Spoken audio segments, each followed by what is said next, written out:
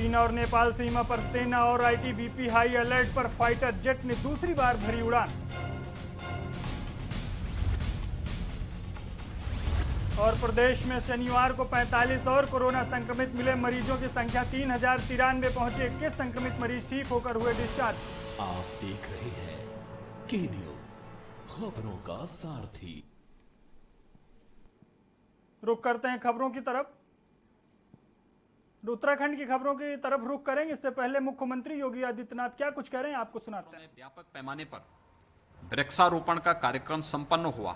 ये कार्यक्रम हमारा अभी अनवरत चलेगा और मेरा पूरा प्रयास होगा, हमारी सरकार का पूरा प्रयास है कि हम इस पूरे सत्र में 35 करोड़ से अधिक वृक्षारोपण के एक बृहद महाअभियान का उत्तर प्रदेश के अंदर इस महाअभियान के तहत इतनी बड़ी मात्रा में वृक्षारोपण के कार्यक्रम को संपन्न करेंगे। प्रकृति और परमात्मा के प्रति जागरूक होने का एक नया संदेश भी है ये वृक्षारोपण महाअभियान।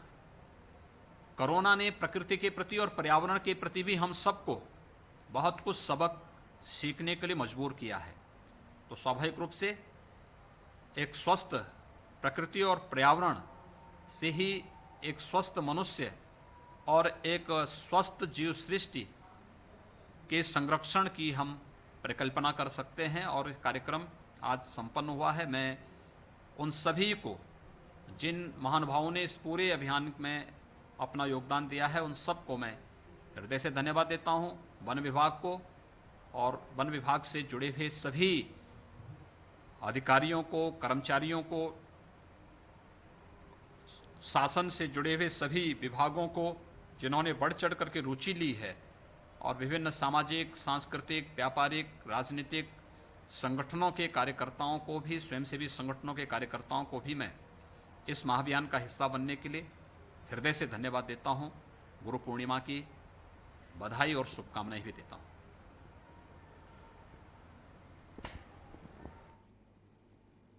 आप सुन रहे थे मुख्यमंत्री योगी आदित्यनाथ को, जो गोरखपुर से सीधे वृक्षारोपण और कोरोना को लेकर बातचीत कर रहे थे। खबरों में आगे बढ़ते हैं। उत्तराखंड के पिथौरागढ़ की मुनस्यारी तहसील में मानसून आते ही बारिश कहर बरसाने लगी है, जिसको चलते सूर्यंगाडाड़ में नदी पर बनी एक लकड़ी का पुल बह गया, जिसके बाद ग्रामीण अपनी जिंदगी को दांव पर लगाकर उफनती नदी को पार कर रहे हैं। पुलिया के टूटने से 6 गांवों के करीब 2000 से ज्यादा की आबादी प्रभावित हो रही है। स्थानीय लोगों का आरोप है कि पुलिया टूटने के बाद प्रशासनिक स्तर पर कोई भी पहल नहीं की जा रही है। एक रिपोर्ट देखिए।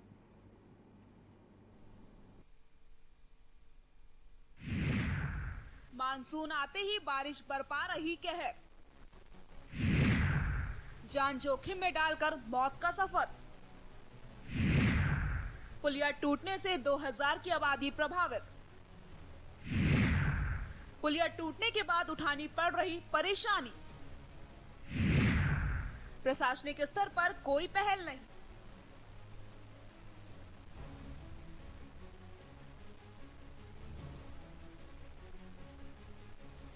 पिथौरागढ़ के मुनस्यारी तहसील में भारी बारिश के चलते नदी नाले उफान पर है। नदी का जल स्तर बढ़ने से गोरीपार क्षेत्र को जोड़ने वाली लकड़ी की अस्थायी पुलिया बह गई है, जिस कारण गोरीपार क्षेत्र के आधा दर्जन गांव अलग थलग पड़ गए हैं। लोग जान जोखिम में डालकर लोहे की सीढ़ी के जरिए उफनाती नदी को पार कर रहे हैं, जो किसी भी वक्त बड़े हादसे को न्योता दे सकता है। इस पुल के जरिए ढीलम, कुलथाम, फलियाटी, लैंगा, उगराली, धुरातौली गांव के करीब 500 से ज्यादा परिवार आवाजाही करते हैं। सिनेरगार का जो ये नदी है, इसमें 2018 में जो पूरा लोहे का एक मजबूत गार्डर पुल था वो बह गया था। तब से वहाँ पे एक लोनी भी द्वारा जो है एक लकड़ी का पुल का निर्माण किया था, वो भी इस बार बह गया है। कल रात के भारी बारिश से जो है वहाँ पे जो स्थानीय लोगों ने जो है टेम्परेरी व्यवस्था के लिए पुलिया लगाया था लकड़ी का, वो भी बह गया है।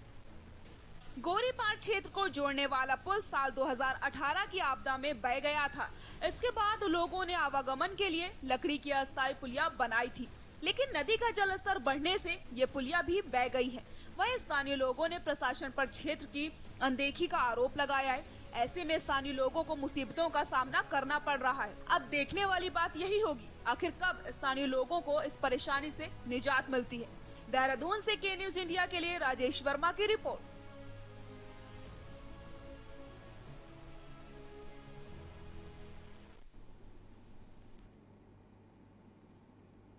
शनिवार रात हुई भारी बारिश के साथ जिले में भारी नुकसान हुआ है। नंदप्रयाग, तिफला, मासूल, कालेश्वर, सोलना में लोगों के घरों में मलबा सहित पानी घुस आया है। वहीं दूसरी तरफ लंगासू में पहाड़ी से मलबे की चपेट में आने से NHDCL की एक जेसीबी मशीन और स्थानीय व्यक्ति की गौशाला क्षतिग्रस्त हो गई। स्थानीय लोगों का कहना है कि NHDCL ने जगह जगह सड़क काटी है, जिसके बाद मलबा नहीं हटाया है। उनको बार बार कहने के बावजूद उन्होंने सजान नहीं लिया। कर्णप्रयाग तहसील के जेटी सुनाली गांव काश्तकारों के खेत खलिहान बह गए। जो खेत बचे भी हैं उनमें मलबा घुस गया है। भारी बारिश से जिले के अंतर्गत लिंक और संपर्क मार्ग भी बाधित हो गए हैं। कर्णप्रयाग नैनीसैण मार्ग कनखुल के पास मलबा आने से जिसको खोल दिया गया है। सिमली के टटासू और धार डुंगरी गांव में लोगों के घरों में मलबा घुसने से ग्रामीणों को काफी नुकसान हुआ है।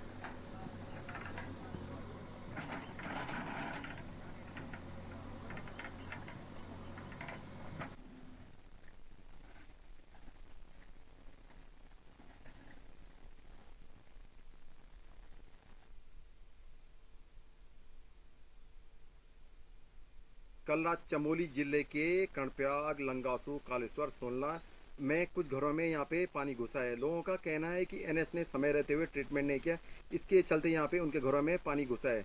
कुछ लोगों को यहाँ पे गौशाला भी क्षतिग्रस्त हुई है।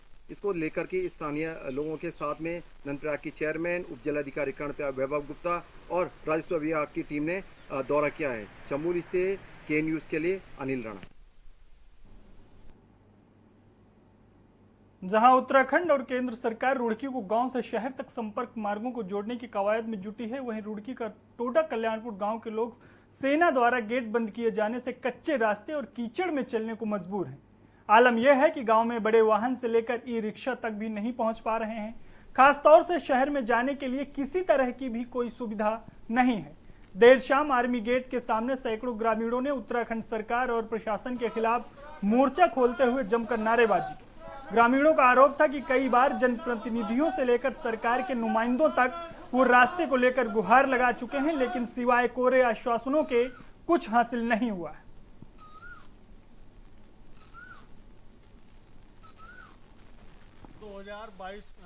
22 मार्च 2020 को जब हम यहाँ अपने गेट से रुड़की जाने के लिए आए तो हमने देखा कि रास्ता इन्होंने अचानक एकदम बंद कर दिया। इनसे बात हुई, इन्होंने कहा कि भाई हमने लॉकडाउन के दौरान ये ऊपर से हमारे पास आदेश आए, हमने रास्ता बंद कर दिया, लेकिन हम ये बात नहीं बता पाए। इन्होंने हमारा रास्ता बंद कर दिया, हम जाएँ कहाँ से?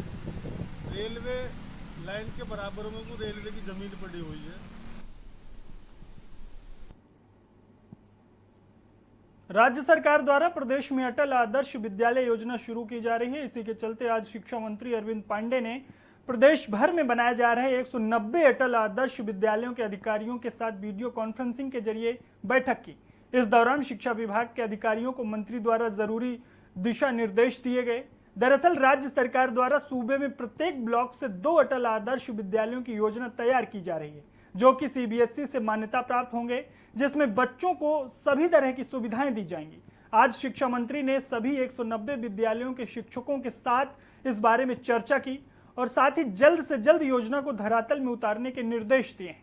अपर निदेशक कुमायूं मंडल द्वारा बताया कि 190 विद्यालयों को CBSE पैटर्न में तैयार करने को लेकर आज शिक्षा मंत्री द्वारा प्रदेश के अधिकारियों की बैठक लेते हुए राज्य सरकार की महत्वाकांक्षी योजना को धरातल में उतारने के लिए दिशा निर्देश दिए गए। विभागीय सभी अधिकारी, शिक्षक बंधु बहनों, आप सभी भाइयों बहनों से देखिए, प्रदेश सरकार की एक महत्वाकांक्षी योजना है कि 190 विद्यालयों में प्रति ब्लॉक 2 अटल उत्कृष्ट विद्यालय खोले जाए, जिसे हम कहेंगे सेंटर ऑफ एक्सलेंसी। और ये विद्यालय केवल अंग्रेजी माध्यम के विद्यालय होंगे। CBSE से इनको एफिलिएट किया जाएगा।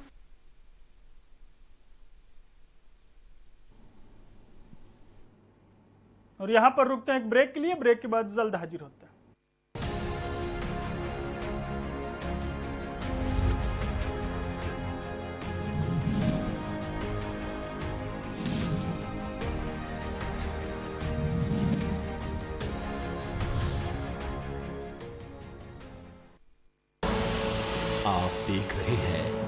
की न्यूज, खबरों का सारथी।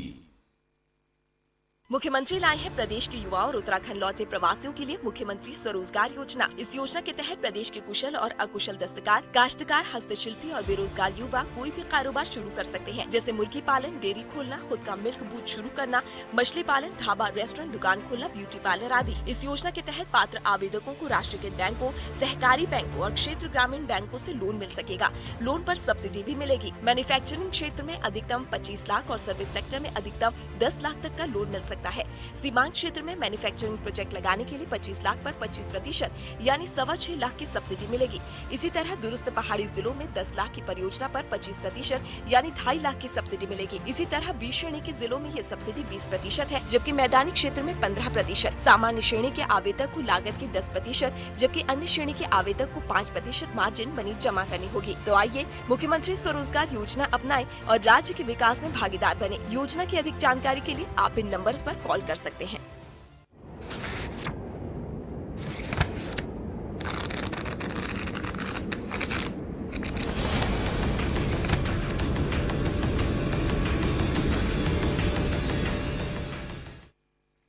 कोरोना महामारी से परेशान युवकों व प्रदेश से बाहर आ रहे प्रवासियों के लिए सरकार ने कई कदम उठाए हैं। उत्तराखंड के लोगों को आत्मनिर्भर बनाने के लिए मुख्यमंत्री स्वरोजगार योजना के माध्यम से प्रयास किए जा रहे हैं। मुख्यमंत्री स्वरोजगार योजना उत्तराखंड के मूल निवासी स्थायी निवासियों के लिए है। इस योजना को करने के लिए राष्ट्रीयकृत बैंक, क्षेत्रीय ग्रामीण बैंकों के साथ साथ कोऑपरेटिव बैंकों से आसानी से ऋण प्राप्त हो रहे हैं। सहकारी विकास परियोजना तथा गंगा गाय महिला डेयरी योजना व आंचल मिल्क बूथ स्थापित करने के लिए 25 लाख रुपए तक का लोन सब्सिडी के साथ दिया जा रहा है। मुख्यमंत्री स्वरोजगार योजना की पंजीकरण से लेकर ऋण प्राप्ति तक की संपूर्ण जानकारी वेबसाइट पर जाकर ले सकते हैं और वेबसाइट के माध्यम से आवेदन भी कर सकते हैं। स्वरोजगार अपनाएं, उत्तराखंड को आत्मनिर्भर बनाएं।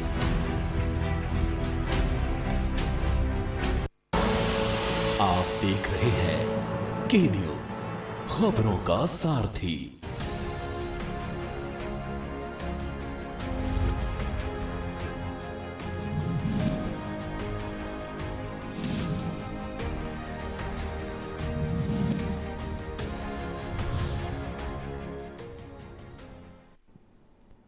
ब्रेक के बाद आपका स्वागत है। खबरों में आगे बढ़ते हैं। कांग्रेस भाजपा सरकार को घेरने में कोई कसर नहीं छोड़ रही है। इसी क्रम में आज विकास नगर में आयोजित एक पत्रकार वार्ता के दौरान उत्तराखंड प्रदेश कांग्रेस कमेटी के अध्यक्ष और कांग्रेस के दिग्गज नेता प्रीतम सिंह ने भाजपा की केंद्र और राज्य सरकार को कटघरे में खड़ा करते हुए महंगाई, क्वारंटाइन सेंटर, आर्थिक पैकेज और सीमा विवाद जैसे मुद्दों को लेकर तीखे सवाल खड़े किए।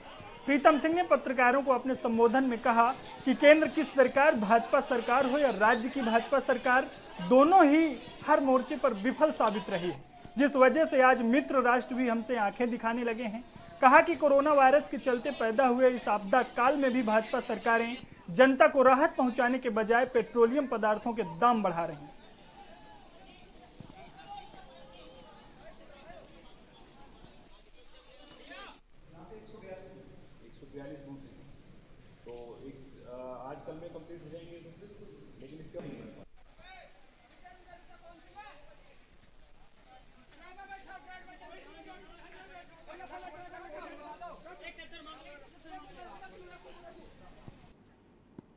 उत्तराखंड विधानसभा चुनाव को भले ही अभी टाइम हो, लेकिन अभी से सभी राजनीतिक पार्टियों द्वारा अलग अलग तरीके से बैठकें शुरू कर दी गई हैं।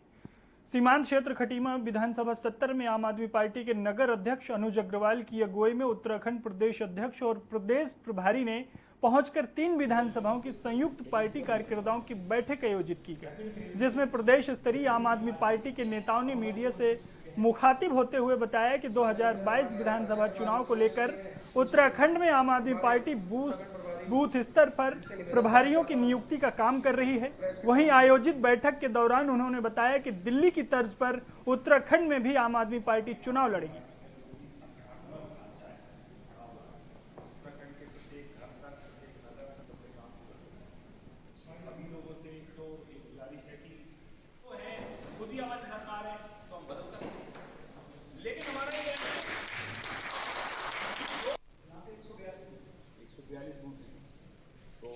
अभी पार्टी को संगठनात्मक तौर पर बूथ पे खड़ा करने का काम अभी हम कर रहे हैं। प्रत्येक बूथ पे बूथ प्रभारियों की नियुक्ति हो रही है।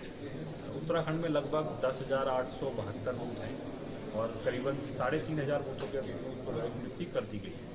तो इसी को कड़ी को आगे बढ़ाते हुए कुमाऊं में, गढ़वाल मंडल में और तराई के क्षेत्र में भी इस प्रक्रिया को लगातार आगे बढ़ाया जा रहा है। ये अलग-अलग हर विधानसभा में किसी में 135 बूथ है, किसी में जो पहले चुनाव योग्य बूथ बनाए हुए हैं, उसी के आधार पे हमने इनको बांटा गया, अलग-अलग लोगों को काम दिया गया और हर बूथ पे हम नौजवानों को साथ में जोड़ना चाह रहे हैं। ताकि कि आने वाली इलेक्शन जो है वो आजकल आप देख रहे हो कोरोना का पीरियड है, रैलियाँ नहीं होंगी तो मीडिया जो है वो काम तो करेगी, लेकिन आज के मोबाइल के युग आ गया है, मोबाइल के थ्रू ही इलेक्शनें होने वाली है। उसी को देखते हुए हम हर बूथ पे अपने नौजवान खड़े कर रहे हैं। कांग्रेसी नेताओं द्वारा आज नगर के विभिन्न क्षेत्रों में जाकर जरूरतमंद लोगों को सैनिटाइजर और मास्क वितरण किया गया। कांग्रेस नेता हेमा आर्य ने भाजपा सरकार पर निशाना साधते हुए कहा कि राज्य की जनता ने राज्य के विकास के लिए पूर्ण बहुमत देकर भाजपा को सत्ता सौंपी थी। अब राज्य की जनता भाजपा सरकार की नीतियों से त्रस्त होकर आगामी चुनाव में सबक सिखाने के लिए तैयार है। हेमा आर्य ने कहा कि राज्य में महंगाई बेलगाम हो गई है।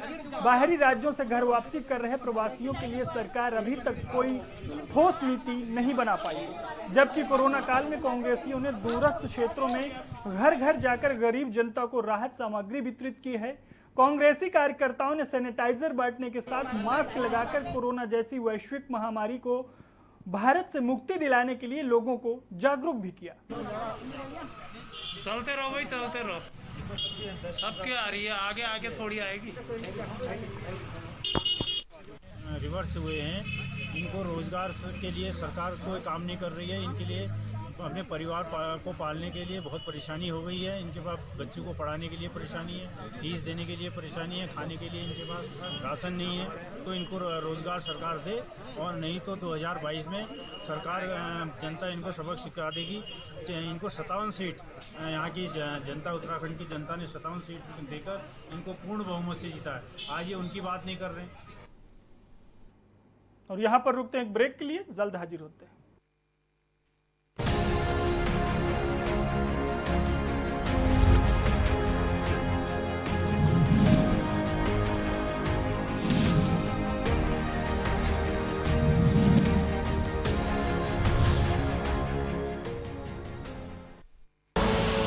आप देख रहे हैं के न्यूज, खबरों का सारथी। Online classes in CMS for all classes for the session 2020-2021 have restarted on 1st July as per prescribed syllabus, book list and timetable available on www.cmseducation.org. Online classes will continue till government reopens schools. Online admissions in CMS for Montessori, nursery to class 9 and provisional admission for class 11 are open at www.cmseducation.org. हम आप सब अब नहीं तो कब 9 बज जाए तब।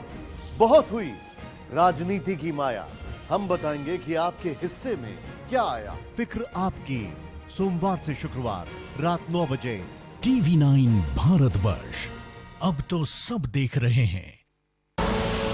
आप देख रहे हैं के न्यूज, खबरों का सारथी।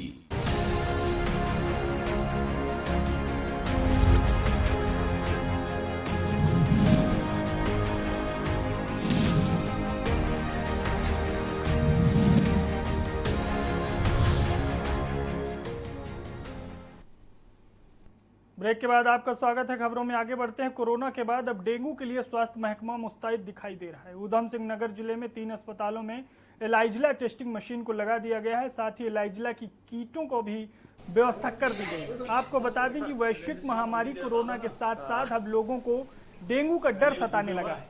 कोरोना के साथ साथ अब स्वास्थ्य विभाग डेंगू से निपटने के लिए अभी से सभी तैयारियों में जुट चुका है। पिछले साल डेंगू के डंक ने कई लोगों को मौत हो गई थी। इसी के चलते स्वास्थ्य विभाग अभी से तैयारियों में जुट चुका है। जिला अस्पताल में डेंगू वार्ड बना दिया गया है। साथ ही डेंगू की जांच के लिए जिले में 3 एलाइजला टेस्टिंग मशीन खटीमा, रुद्रपुर, काशीपुर अस्पताल में पहुंच चुकी है।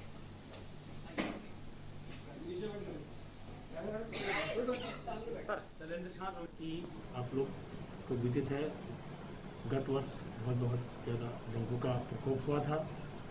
हमारी अभी से स्थिति बन गई है कि हमारे यहाँ हर जगह डेंगू के फैलने के लिए फैल रहा था। उसके लिए जो हम प्रचार प्रसार जो हमें होती है वो हम कराने लग गए हैं अपने जिला मलेरिया अधिकारी के द्वारा। और जिस तरह से यहाँ पे कार्य पिछले साल भी चला है, इस एलाइजा की हमारे पास 3 एलाइजा की। नैनीताल में एक युवक किसी पाकिस्तानी से अपनी जान का खतरा बताते हुए नैनीताल के मल्ली ताल कोतवाली पहुंचा। युवक ने बताया कि उसको पिछले 1 हफ्ते से पाकिस्तान से कॉल आ रहे हैं। फोन पर अज्ञात व्यक्ति नैनीताल के रहने वाले विक्की कुमार जुनेठा को जान से मारने की धमकी दे रहा है। युवक का कहना है कि पाकिस्तान से फोन करने वाला व्यक्ति प्रधानमंत्री और आरएसएस प्रमुख मोहन भागवत की चर्चा करने के नाम पर उसे जान से मारने की धमकी दे रहा है।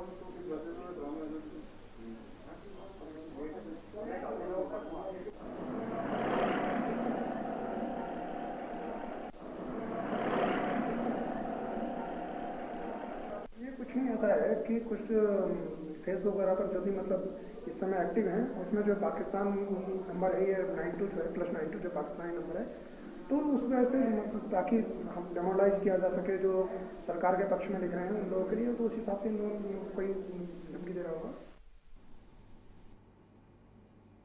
काशीपुर क्षेत्र में मानसून के दौरान बाढ़ के खतरे को देखते हुए तहसील प्रशासन ने क्षेत्र में 7 बाढ़ चौकियों और 2 बाढ़ राहत केंद्र बनाए। बाढ़ चौकियों पर तैनात कर्मचारी दिन रात नदियों पर नजर रखे हुए हैं।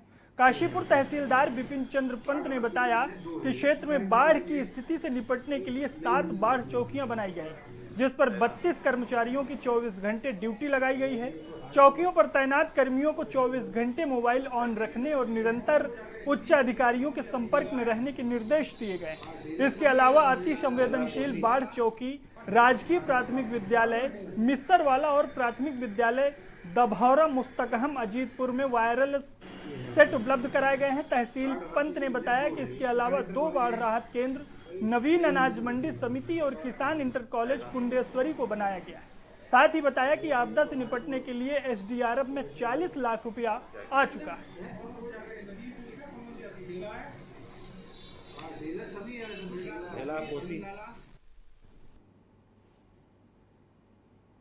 हमारा उत्तराखंड में फिलहाल इतना ही। आप देखते रहिए के न्यूज़। नमस्कार।